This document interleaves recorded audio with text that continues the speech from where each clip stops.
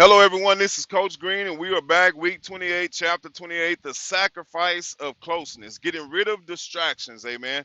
And it reads, when we talk about drawing close to God, we must also recognize that intimacy often requires sacrifice. Just as we need to let go of distractions and worldly attachments to press into God's presence, we must also be willing to remove things that hinder our spiritual growth.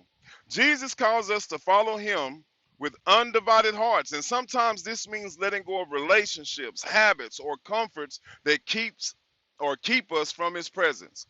The challenge of drawing near to God often involves sacrifice. It requires us to decide whether our desire for God is greater than our attachment to the things of this world. But the reward of drawing near to God far outweighs any temporary sacrifice. As we grow in intimacy with God, we receive his wisdom, guidance, and strength to live out our calling. You know, when I first gave my life to Christ, I wanted to attend every service, amen, every event, amen. And that was because I thought activity meant closeness, amen. Now, while that wasn't bad, I would later learn that closeness to God wasn't only about adding spiritual activity, amen. It was about removing things that were getting in my way of getting to God, amen.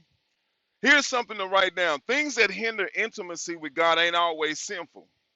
That was an important lesson. They can be habits, relationships, ambitions, entertainment, and what happens is they slowly and unintentionally consume our attention and our affection. Amen. There were seasons when I turned down ministry because I wanted to go hang out with the fellas. Amen. Coaching became more about the W, the win. Amen. And my position within an organization. Amen. Within an organization. Amen. As assistant coach or head coach. It began to matter more than the actual calling itself, amen. You name it, work and money, video games for the young people, amen, social media, amen. Here's another important fact. The sacrifice of closeness ain't always dramatic, amen. It can be as simple as turning off the phone, saying no to comfort, amen, or gratification, and choosing presence over entertainment, amen.